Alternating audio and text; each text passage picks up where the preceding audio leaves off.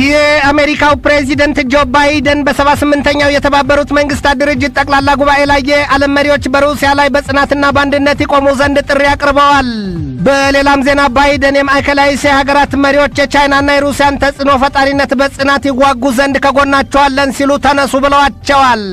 የኢራኑ ፕሬዚደንት ኢብራሂም ራይዚ በበኩላቸው በመላው ዓለም የጦርነት እሳት እያራገበች ነው፣ ወዲያም የዩክሬን ጦርነት እንዳያበቃ በጽናት ቆማለች ሲሉ በዚያው በመንግስታቱ ድርጅት ጠቅላላ ጉባኤ ፊት አሜሪካን አብጠልጥለዋታል። ክሬምሊን በበኩሉ ዛሬ ባወጣው መግለጫው ሩሲያና ቻይና ከምዕራባውያኑ ጋር ወደ ጦርነት ለመግባት መቃረባቸውን አስታውቋል።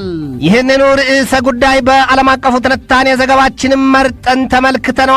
ከትንታኔ ዘገባው ጋር ትዕግስቱ በቀለ ነኝ። የ78ኛው የተባበሩት መንግስታት ድርጅት ጠቅላላ ጉባኤ ያልተሰማበት ጉድ የለም ይላሉ ታዛቢዎቹ። በእርግጥም አሜሪካ ሲያሻት በማዕቀቧ ሲላትም በጦር ኃይሏ የምታስፈራራት ወዲያም በቀጠናዊ ባላንጣዋ እስራኤል እጅ እንደ ሻማ ልታስጠፋት መቆሟን የምትገልጠዋ ኢራን ፕሬዚደንቷ ኢብራሂም ራይዚ እዚያው ማጀቷ ድረስ ተጉዘው አሜሪካኑ ወንጀሏንና ኃጢአቷን በዓለም መንግስታት ፊት እያወጡ አስጥተውታል። ኢራንና አሜሪካ የተካረሩበት ጉዳያቸው በመካከለኛው ምስራቅ ምስቅልቅል ጉዳይ ብቻም አይደለም። ኢራን በዩክሬን ጦርነት ውስጥ ላለችው ሩሲያ የሰው አልባ የጦር አውሮፕላኖችና የሚሳይል ድጋፍ ትሰጣለች በሚል ከአሜሪካ ከማዕቀብ ያለፈ በትር እንደተዘጋጀላት ሲገለጥ ይነበባል። አሜሪካ ኢራንን በዚያ መልኩ ስትወነጅላት ራሷ ግን ለዩክሬን በብዙ ቢሊዮን ዶላር የሚለካ የወታደራዊ ድጋፏን ትሰጣለች። አሜሪካ ከዚያም ውጪ በአጋር አባርነት የሰበሰበቻቸውን ሀገራትና መንግስታት አስተባብራ ጥሪታቸውን እያሟጠጡ ለዩክሬን ይሰጡ ዘንድ ከማስገደድ ያልተለየ ትዕዛዟን ስትሰጥ ይታያል። ያንን ተከትሎም ነው የኢራኑ ፕሬዚደንት ኢብራሂም ራይዚ አሜሪካን እንዳውሎ ነፋስ እብቅ ያበራዩት። የአሜሪካ መሪዎች ግብር በዚህ ብቻ የሚገለጥም አልሆነም። በዚያች ሀገር ፕሬዚደንቶች ታሪክ አዛውንቱ ወይም ዕድሜ ጠገቡ ሰው ጆ ባይደን በዚያው በማጀታቸው ተጠግተው በተሰባሰቡት የዓለም መሪዎች ፊት ሩሲያና ቻይና በሌሉበት ማለት ነው ሀገራትና መንግስታቱ በሩሲያ ላይ ባንድ ግንባር ቆመው ለጦርነት ይከቱ ዘንድ ተማጽነዋል የተባለው።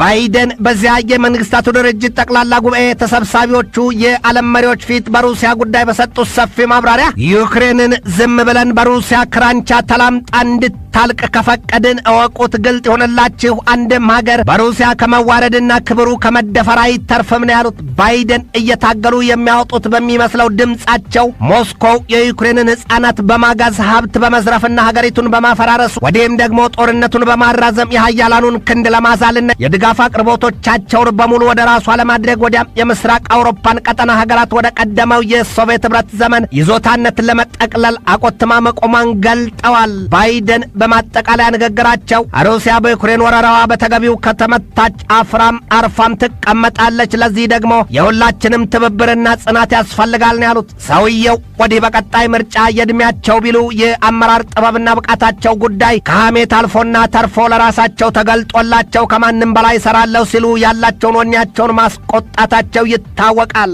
ባይደን በዩክሬን የተነሳ ያንን ሁሉ ኃይላቸውን ያስጨረሰ ንግግር ያናገራቸው ታዲያ ውስጡን ለቄስ ሲሉትን ሆኖ ጉዳዩ በሀገር ቤት በዩክሬን ጉዳይ በያዙት አቋም ከገዛ ሀገራቸው የሪፐብሊካን ፓርቲው አካላት መገለሉና ተቃውሞ በርትቶባቸዋልና በተዘዋዋሪ መልእክቱ ለሪፐብሊካኖችም መሆኑ ነው የተገለጠው። ወዲያም ደግሞ ባይደንን ሲያቀብጣቸው ይሁን የቀን ጎዶሎ ሆኖ በምስራቅ አውሮፓ ባልካን ቀጠና የኔቶን ኃይል አጠናክረው እየመሩ እየሰነቁና እያስታጠቁ የማስደፈጣቸው ነገር ውስጣቸውን እየከነከነ ቁጭት ውስጥ ጥሏቸዋል ነው የሚባለው። ከዚያ ባለፈ ደግሞ ባይደን በእርሳቸው ቀመር ያሰሉት አንድ ሌላ ነገር እንዳለ የሚታያል። ያው ሌሎቹ ሀገራት በዩክሬን ጦርነት የኔ ብለው በጋራ ይቆሙ ዘንድ ለማድረግ ተራዳ መሆኑ ነው። ያኔ ታዲያ ሌሎቹ ሀገራት በአልሰሜን ግባ ብለው በዩክሬን ጦርነት ዘለው ግፍጥ የሚሉ ከሆነ አሜሪካኖቹ በሚያውቁበት ቀድሞውንም በተካኑበት ስሌታቸውና ስልታቸው እነርሱን ጥርስ ከተው እብስ ብለው መውጣት ያንን ያልማሉ ባይደን። ይሁንና ግን በአሁኑ የዓለም ተጨባጭ እውነታ ማንም ከአሜሪካ ወግኖ ከሌሎች ሀገራት ጋር ደም መቃባትን የሚፈልግ እንደሌለ ይገለጻል። ይገለጣል። የባይደን አስተዳደር በቅርቡ ለሴኔቱ ባቀረበው መጠይቅ ለዩክሬን የ24 ቢሊዮን ዶላር ወታደራዊና ሰብአዊ ድጋፍ ይጸድቅለት ዘንድ ቢያወተውትም ሪፐብሊካኖቹ ግን ወይ ፍንክች አባቢለዋ ልጅ ሲሉ በተቃውሟቸው መጽናታቸው ለፕሬዚደንቱ በዕድሜ ጫናቸው ላይ ሌላና ከባድ ሸክም ሆኖባቸው ደርቦባቸዋልም የተባለው።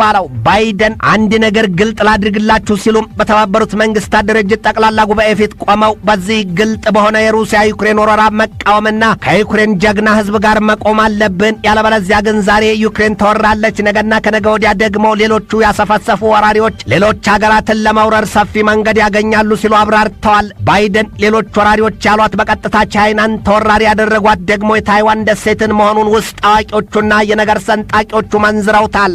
ሌላውና የባይደን አስተዳደር ከፍተኛ ባለስልጣን የአሜሪካው የመከላከያ ሚኒስትር ጡረተኛው ጀነራል ሎይድ ኦስቲን በበኩላቸው በጀርመን ራምስታይን ፊልድ በሰጡት አስተያየት እንደተለመደው የአጋር አባሮች ሀገራት ሲሉ ተጨማሪ የአየር መከላከያ ያዋጡ ዘንድ ግፊታቸውን ማበርታታቸው ተገልጧል። ሌላውና በዚያ የተባበሩት መንግስታት ድርጅት 78ኛ ጠቅላላ ጉባኤ የተሰማው አዲስ ዜና የዩክሬኑ ፕሬዚደንት ቮሎዶሚር ዘለንስኪ ከእስራኤሉ ጠቅላይ ሚኒስትር ቤንያሚን ኔታንያሁ ጋር ተገናኝተው መምከራቸው ሲገለጥ ዘለንስኪ እኛን በሀገር ቤት ከህዝባቸው በቀጠናው ደግሞ ከፍልስጤማውያኑ ተዋጊ አንጃዎች ሐማስና የአላክሳ ብርጌድ ኃይሎች ወዲያም ከሊባኖሱ አሸባሪ ቡድን ሐዝቦላ አበሳቸው የበዛውን ሰው ኔታንያሁን እንዲህ ነው ያሏቸው።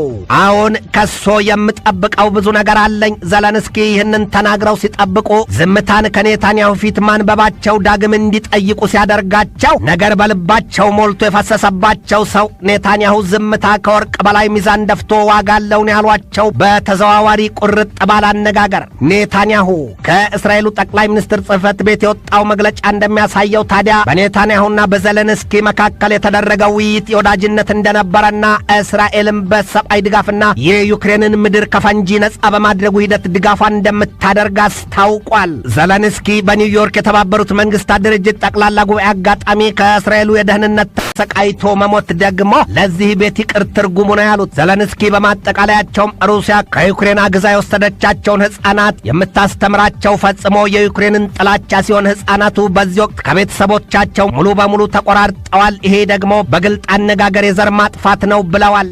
ሩሲያ አዲስና ማንም ያልተዋጋበትንም ያልተዋጋውን አዲስ የጦር ስልት ከፍታለች ሲሉ አጠቃለዋል። ዘለንስኪ በ78ኛው የተባበሩት መንግስታት ድርጅት ጠቅላላ ጉባኤ ላይ አዳራሹ የሰፋቸው ነገር ግን ደግሞ ሰማይና ምድር የጠበባቸው ሆነው የተሳሉት የአሜሪካው ፕሬዚደንት ጆ ባይደን በኒውዮርኩ ስብሰባ ከማዕከላዊ እስያ ቀጠና ሀገራት መሪዎች ጋር መምከራቸውን የተገለጠው ምክክራቸው ደግሞ የቻይናና የሩሲያን ተጽዕኖ ፈጣሪነት ለመቀልበስ መሆኑ ነው የተነገረው። በኒውዮርክ የተደረገው የኤስያ 5+1 ስብሰባ ካካተታቸው ሀገራትና መሪዎች መካከል የካዛኪስታኑ ፕሬዚደንት ቋሲም ጆማርት ቶካየቭ፣ የቱርክሜኒስታን ፕሬዚደንት ጉርባንጉሊ በርድ ሙሐመዶቭ፣ የኡዝቤኪስታኑ ፕሬዚደንት ሻፍካት ሚርዲዮቭ፣ የኪርጊዝስታኑ ፕሬዚደንት ሳጂር ጃፕሮቭና የታጂኪስታኑ ፕሬዚደንት ኤማሞሊ ራሞን እንደሆኑ ተገልጧል። ባይደን ከዚያ የማዕከላዊ እስያ ቀጠና ሀገራት መሪዎች ስብሰባ በኋላ በሰጡት ማብራሪያ የቀጠናው ሀገራትና የአሜሪካ ግንኙነት በታሪካዊ ነጥብ ላይ ይገኛልና የቻይናና ሩሲያን የተባበረ ኃይል ለማዳሸቅ በምናደርገው ርብርብ ከኛ ጋር ቆማችሁ እንስራ ነው ያሉት። ለጦርነት ተዘጋጁ ማለት መሆኑ ነው። ሞስኮውና ቤይጂንግ በዩክሬን ጦርነት የያዙት አቋም አንድ መሆኑን የአሜሪካም አቋም ቢሆን ያው ነው ሲል የሩሲያ የውጭ ጉዳይ ሚኒስቴር አስታውቋል። በቅርቡ የሩሲያና የቻይና የውጭ ጉዳይ ሚኒስትሮች ሰርጌይ ላቭሮቭና ዋንጊ ከተወያዩ ወዲህ የሁለቱ ሀገራት የቻይናና የሩሲያ ግንኙነት እጅጉን ከሚነገረውም በላይ መጠናከሩ ይገለጣል። የሁለቱ ሀገራት የውጭ ጉዳይ ሚኒስትሮች አሜሪካ የያዘችውን የጸረ ሩሲያና የጸረ ቻይና አቋም አስመልክተው ከእንግዲህ ያለ ኃይል እርምጃ ሁሉም ያበቃ ነው ሲሉ መደማደማቸው ይታወቃል። ቻይና በሩሲያና ዩክሬን መካከል ይበጃል ያለችውን ባለ 12 ነጥብ የሰላም ሐሳብ ብታቀርብም በዩክሬን በኩል ግን ሙሉ በሙሉ ውድቅ መሆኑም አይዘነጋም። የሰሞኑ የሩሲያና ዩክሬን ጦርነት እጅጉን የከፋና የተጠናከረ መሆኑ ይገለጣል።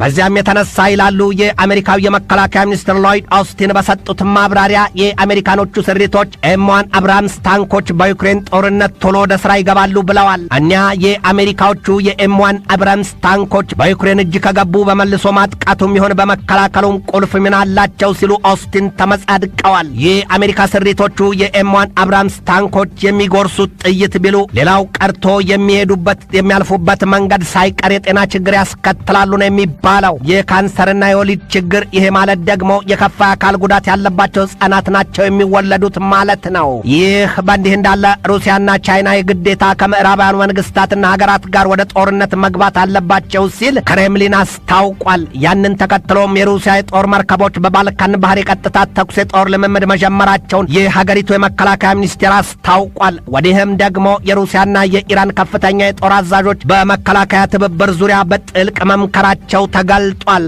ትናንት አመሻሹን ለሁለትዮሽ ወታደራዊ ውይይት ተህራን የገቡት የሩሲያው የመከላከያ ሚኒስትር ሰርጌይ ሾይጉ በኢራኑ ጦር ኃይል ዋና አዛዥ ሜጀር ጀነራል መሐመድ ሁሴን ባጌሪ የሞቀ አቀባበል ተደርጎላቸው አፍላፍ ገጥመው መዶለታቸውና መደማደማቸው ታውቋል። በዚያ የሁለቱ ሀገራት ጎምቱ የጦር መሪዎች መካከል በተደረገ ውይይትም የኢራኑ ጦር ኃይል ዋና አዛዥ ባጌሪ እንዳሉት ይሄ ዘመን ለብቻ የሚደረግ መፈርጠጥ ያበቃበትና ለሁሉም የሆነች ዓለም መገንባት የጀመረችበት ጊዜ መሆኑ ይታያል ነው ያሉት። ይህ ሁለቱ ሀገራት የጦር መሪዎች በማጠቃለያቸውም በዩኒቨርሲቲ ደረጃ ያሉ ተማሪዎቻቸውን ያንዳቸው ባንዳቸው መላላክና በሁለቱ ሀገራት የጦር ኃይሎች መካከልም ተደጋጋሚ የጦር ልምምድ ማድረግ እንደሚያስፈልግ ተግባብተዋል።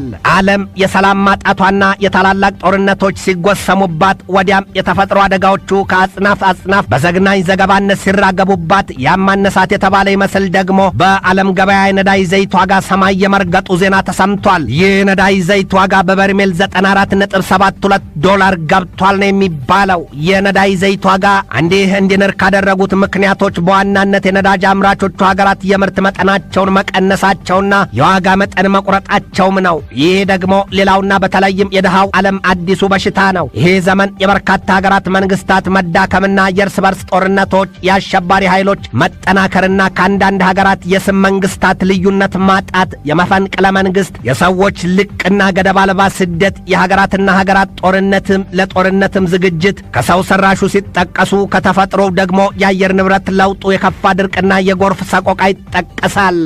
እዚህ ሳምንት ኒውዮርክ ውስጥ እየተካሄደ ባለው ጉባኤ ላይ ከሀያላኑ ከጠቢባኑና ከሀብታሞቹ ወዲያም ከተፋጣጮቹ የቻይናው ፕሬዚደንት ሺጂንፒንግና የሩሲያው አምባገነን ይላቸዋል ኒውዮርክ ፖስት ቭላዲሚር ቭላዲሚሮቪች ፑቲንን መሆኑ ነው። የፈረንሳዩ ፕሬዚደንት ኢማኑኤል ማክሮን፣ የእንግሊዙ ጠቅላይ ሚኒስትር ሪሺ ሱናክና የህንዱ ጠቅላይ ሚኒስትር ናሬንድራ ሞዲ እንዲሁም የተባበሩት አረብ ኤምሬት ፕሬዚደንት መሐመድ ቢን ዚያድ አልናህያን በ78ኛው የመንግስታቱ ድርጅት ጠቅላላ ጉባኤ ላይ ገኙም ነው የተባለው። በዚሁ ስብሰባ ላይ የተገኙት የአሜሪካው ፕሬዚደንት ጆ ባይደን መድረኩ ይሰፋቸዋል ተብሎ ቢታሰበም ብቻቸውን የመቅረታቸው ወዲህም የመገለላቸውና ወዲያም ደግሞ የመናቃቸውም የመጠላታቸውም ነገር ውስጣቸውን እንደ ሻህኝ እየበላቸው መሆኑን በስላቅ የሚገልጡባቸው በርክተዋል። በቅርቡ በህንድ ርዕሰ ከተማ ኒው ዴልሂ በተካሄደው የቡድን 20 አባል ሀገራት ጉባኤ ላይም የሩሲያና የቻይና መሪዎች አልተገኙም። ፑቲን የዓለም አቀፉ የወንጀለኞች ፍርድ ቤት ያወጣባቸው የእስራት ማዘዣ ወጥመድ ሲሆንባቸው በውጭ ጉዳይ ሚኒስትራቸው ሰርጌይ ላቭሮቭ መወከላቸውና የቻይናው ፕሬዚደንት ሺጂንፒንግም ምክትል ፕሬዚደንቱን ሃን ዜንግን ልከው መቅረታቸው አይዘነጋም። በዚያ አሁን እየተካሄደ ባለው የ78ኛው የተባበሩት መንግስታት ድርጅት ጉባኤ ላይ ታዲያ ሊሞግቷቸውና የተለመደ የአሜሪካ ፕሬዚደንቶች ማስጠንቀቂያ ሊሰጧቸው ያሰቧቸው የሩሲያና የቻይናን ፕሬዚደንቶች አለማግኘታቸው ሐሞታቸውን ሲያፈሰው ባይደን ከአፍሪካ ከላቲን አሜሪካና ከእስያ የተወከሉትን የመንግስታቱ ድርጅት አባል ሀገራትን መሪዎች በግላጭ አግኝተው ከሩሲያና ከቻይና መንጋጋ መንጥቀው ያወጧቸው የመሰላቸው ብዙ ይሏቸዋል ተብሎ ይጠበቃል። በዚሁ የተባበሩት መንግስታት ድርጅት ጠቅላላ ጉባኤ ላይ ታዲያ የአሜሪካው ፕሬዚደንት ጆ ባይደን ከብራዚሉ ፕሬዚደንት ሉዊስ ኢናሲዮ ሉላ ደ ሲልቫና ከእስራኤሉ ጠቅላይ ሚኒስትር ቤንያሚን ኔታንያሁ ጋር ተገናኝተው ይመክራሉ ተብሎ ይጠበቃል። ባይደን ሐሙስ ዕለት ደግሞ ከዩክሬኑ ፕሬዚደንት ቮሎዶሚር ዘለንስኪ ጋር ይመክራሉ ነው የተባለው። ባይደን ፕሬዚደንት ሆነው ቤተ መንግስት ከገቡበት ጊዜ ጀምሮ ከዩክሬኑ ፕሬዚደንት ቮሎዶሚር ዘለንስኪ ጋር በዚህ መልኩ ተገናኝተው ሲመክሩ ይሄ ለሶስተኛ ጊዜ መሆኑ ነው የተገለጠው። ባይደንና ኔታንያሁ ኔታንያሁ በዚህ በተባበሩት መንግስታት ድርጅት ላይ ተገናኝተው ለመምከር እቅድ መያዛቸው ይነገር እንጂ ታዲያ ከዚህ ቀደም ሁለቱ ሰዎች በአደባባይ መጋጨታቸው አይዘነጋም። ምክንያታቸው ደግሞ ኔታንያሁ በሀገር ቤት በያዙት የፍትህ ተቋማት ተሃድሶ ጉዳይ ነው። በዚያ የመንግስታቱ መሰብሰቢያ መድረክ አንዱ በሆነው የባለፈው ሳምንት የቡድን ሀያ አባል ሀገራት ጉባኤ ላይ የብራዚሉ ፕሬዚደንት ሉላ ደ ሲልቫ ሀገራቸው በቀጣይ ዓመት በምታስተናግደው የቡድን ሀያ አባል ሀገራት ጉባኤ ሂደት የሩሲያውን ፕሬዚደንት ቭላዲሚሮቪች ፑቲንን እንኳንስ ልታስራቸው አሳልፋ ልሰጣቸው ቀርቶ ሊያስሯቸው የሚያሟርቱባቸው ይታሰሩ ነው ያሉት በይፋ።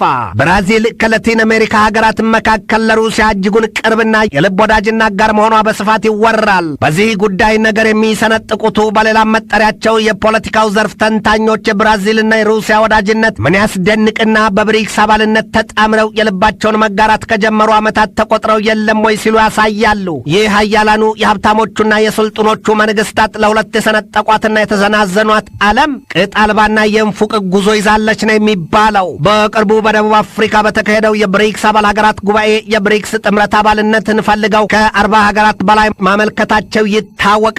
ነገር ግን እንደ ድልም ይሁን የመስፈርቱ ጉዳይ በውል በማይለይ ሂደት አሊያም አንዳንዶች ጥያቄ ሆኖ በቀረባቸው ጉዳይ 6 ሀገራትን ብቻ በአባልነት ሲመዘግብ ባለፈው የኒው ዴልሂ የቡድን 20 አባል ሀገራት ጉባኤ ደግሞ የአፍሪካ ህብረትን 21ኛ አባል አድርጎ መመዝገቡ የሀገራትን ቅርምቶሽ አሊያም መዘላዘልም መዘናዘንም የሚያመላክት ነው ሲሉ የፖለቲካው ዘርፍ ተንታኞች እየመነዘሩ ይሳለቁበት ይዘዋል። አንዳንዶቹ እንደውም በቀጣዩ ሂደት የባህረ ሰላጤው ትብብር ድርጅትና የአረብ ሊግም ለእንቁልልጮ መቅረባቸው አይቀርም በሚል የሰላ ትችት ይወርድበት ይዟል። አሁን በመካሄድ ላይ ያለው የተባበሩት መንግስታት ድርጅት ጉባኤም ቢሆን የሀገራትና የመንግስታትን ክፍፍል ወይም ደግሞ የሆድ መራቅ በተለይም ለአሜሪካ የሚታይበት ይሆናልም ነው የሚባለው። ወዲህም ባይደን በሀገር ቤት ከሪፐብሊካን ፓርቲው የመረረም የከረረም አቋም በዩክሬን ጉዳይ መንጸባረቅን ተከትሎ አይዋጣ አይተፋ ይሉትን የሆነባቸውን ጉዳይ እያብላሉም ነው በኒውዮርክ አዳራሽ የሚቀመጡት። አዛውንቱ ሰው ወይም ደግሞ የዓለም መሪዋ እኔ ነኝ ባይዋ ሀገር የአሜሪካው ፕሬዚደንት ጆ ባይደንን ቀበቶ የሚያላሉ ፈርጀ ብዙ የሐሳብ ፍጭቶች እንዳሉም ይነገራል። ምናልባትም የኢራንና የእስራኤል መሪዎች በልባቸው አንዳቸው ለአንዳቸው ማንቁርት የሳሉትን ሰይፍ ይዘው በአንድ አዳራሽ የመታደማቸው ወዲያም ደግሞ አሜሪካ እስራኤልንና ሳውዲ አረቢያን አስታርቃለሁ ስትል በባይደን አስተዳደር የጀመረችው ሐዋርያዊ ተልእኮ ጉዳይ ትናንት ከወደ ሳውዲ አረቢያ በተሰማበት ዜና መና መቅረቱ ተሰምቶበታልና ባይደንን በረዣዥሙ ጣቶቻቸው ራሳቸውን የሚያሳክክ በንዴት የሚያጦስ ስለመሆኑ ከወዲሁ እየተነገረ ነው። ባይደንን ከሪፐብሊካኖቹ ጋር ሆድና ጀርባ ካደረጓቸው ጉዳዮች አንዱ የአሜሪካ ሴኔት ሩሲያ በዩክሬን ጦርነት ካወጀችበት ከየካቲት 22 2022 የአውሮፓኑ ዘመን ጀምሮ የ113 ቢሊዮን ዶላር የወታደራዊና የሰብአዊ ድጋፍ ማጽደቁ ሲነገር እስካሁንም ግን ያ ሁሉ ገንዘብ በዩክሬን እጅ እንዳልገባ ዘገባው ያትታል። የአሜሪካ የመከላከያ መስሪያ ቤት ፔንታጎን ባለፈው ሐምሌ ወር ባወጣው መረጃው በዩክሬን ጦርነቱ ከተጀመረበት ጊዜ አንስቶ የ43 ቢሊዮን ዶላር የጸጥታ ድጋፍ መስጠቱን ብቻ ነው የገለጠው። የባይደንን የአሁኑን የተባበሩት መንግስታት ድርጅት ጠቅላላ ጉባኤ ሂደት ከሚያወሳስቡ ጉዳዮች መካከል ተጠቃሽ ከሆኑትም ፕሬዚደንቱ በእስራኤልና በሳውዲ አረቢያ መንግስታት መካከል የጀመሩት የእርቅና የሰላም ሂደት በሳውዲ አረቢያ በኩል ሂደቱ መቆሙ ነው። በእርግጥም ሳውዲ አረቢያ እስራኤል በፍልስጤማውያኑ ላይ የምታደርሰውን በደል ካላቆመች የፍልስጤማውያኑ ጥያቄ ምላሽ ካላገኘ በስተቀር በሪያድና በቴልአቪቭ መካከል ምንም አይነት ስምምነት አይኖርም ስትል ለአሜሪካ አስታውቃለች ነው የተባለው። መቀመጫውን በለንደን ያደረገው ኤላፍ ኦንላይን ጋዜጣ ባወጣው ጽሑፉ የሚያሳየው ያንኑ ነው። የእስራኤል ባለስልጣናትም ዋሽንግተን ከሪያድ ያገኘችውን ቁርጥ ያለ አቋም ለቴልአቪቭ አስታውቋል ነው ያሉት። የጠቅላይ ሚኒስትር ቤንያሚን ኔታንያሁ መንግስት በፍልስጤማውያኑ ላይ የያዘው አቋምና ግፍ ዳግም በሳውዲ አረቢያና በእስራኤል መካከል ለሚደረገው የሰላም ሂደት ከላንቃ ላይ የተሰካ ስለት ሆኗል ነው ያለው። ባይደንን የሚጠብቃቸው ፈተና እያንዳንዱን በቀሪዎቹ የስልጣን ቀናቸው እንደ ክር እየመዘዙ ቋጠሮቹን ሁሉ ልፍታ ቢሉ እንኳን አንድም ጊዜ የላቸውም፣ ሁለትም ችሎታው። በእርግጥም ነገሮችን በመሰሪነት እንደማወሳሰብ የማስታረቅ ሂደት ችግሮችን የመፍታት ጉዳይ እንደማይቀና ግልጥ የሆነላት ይመስላል አሜሪካ። አሁን እየተካሄደ ያለው የ78ኛው የተባበሩት መንግስታት ድርጅት ጠቅላላ ጉባኤ ነገሮች ቢሱን የሚወሳሰቡበት ወይስ መፍትሄ የሚያገኙበት ቀኑ ሩቅ አይደለም። ትንታኔ ዘገባውን ስናዘጋጅ በዋቢነት ሞንዶይስን፣ ኢየሩሳሌም ፖስትን፣ ሚድል ኢስት ሞኒተርና አሩት ሼቫን ተጠቅመናል።